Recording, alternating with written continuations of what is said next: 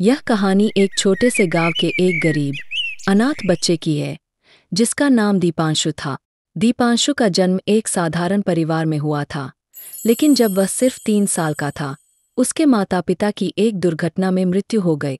गांव वालों ने उसे अनाथ समझकर उसके हाल पर छोड़ दिया।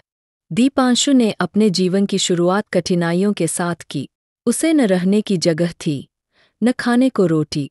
वह गांव के मंदिर के बाहर बैठा रहता और वहां आने जाने वाले लोगों से भीख मांगता। गांव के कुछ बच्चे उसे चिढ़ाते और कभी-कभी उसे धक्का मारकर भगा भी देते। एक दिन मंदिर के पुजारी जी ने देखा कि दीपांशु भूखा और ठंड में कांप रहा है। उन्हें दीपांशु पर दया आ गई। उन्होंने उसे मंदिर के अंदर बुलाया और खाना खिलाए। दीपांशु ने कभी इतनी तसल्ली से खाना नहीं खाया था। पुजारी जी ने उससे पूछा, बेटा, तुम यहाँ क्यों बैठे हो?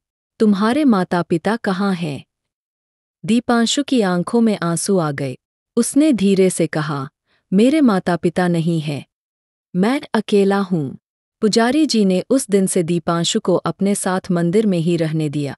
दीपांशु ने भी मंदिर के कामों में मदद करना शुरू कर दिया। वह मंदिर की सफाई करता, फूलों की माला बनाता और श्रद्धालुओं को पानी पिलाता। दीपांशु का जीवन धीरे धीरे बदलने लगा।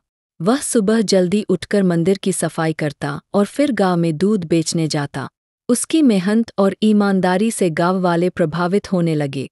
हालांकि कुछ लोग अब भी उसे अनाथ कहकर चिढ़ाते थे, लेकिन दीपांशु ने कभी हार नहीं मानी। उसने ठान लिया था कि वह अपनी किस्मत खुद बनाएगा। धीरे धीरे उसने पैसे इकट्ठे करना शुरू किया और मंदिर के पास एक छोटी सी दुकान खोल ली, जिसमें वह फूलमाला और पूजा सामग्री बेचता था। एक दिन गांव में एक बड़ा त्योहार था। दीपांशु की दुकान पर लोगों की भीड़ लग गई। सबको उसकी दुकान की सामग्री बहुत पसंद आई। दीपांशु ने उस दिन बहुत कमाई की। अब गांव वाले भी उसे सम्मान देने लगे और उसे एक सफल व्यापारी मानने लगे। दीपांशु ने अपनी कमाई का एक हिस्सा गांव के अनाथ बच्चों और गरीबों की मदद में लगाने का फैसला किया। उसने एक छोटी सी संस्था शुरू की, जहां अनाथ बच्चों को खाना और शिक्षा दी जाती थी। गांव के लोग अब दीपांशु की प्रशंसा करते थे और उसे दीपांशु भाई कहकर पुकारते थे। इस कहानी से हमें यह सीख मिलती है कि परिस्थितियां चाहे कितनी भी कठिन क्यों न हों, अगर इंसान मेहनत, विश्वास और सेवा की भावना से काम करता है, तो वह अपनी किस्मत खुद बना सकता है। दीपांशु अब न सिर्फ अपने गांव का, बल्कि आसपास के गांवों का भी आदर्श बन गया था। उसने साबित कर दिया था कि अनाथ होना कोई दुर्भाग्य नहीं, बल्कि एक अवसर है खुद को साबित करने का।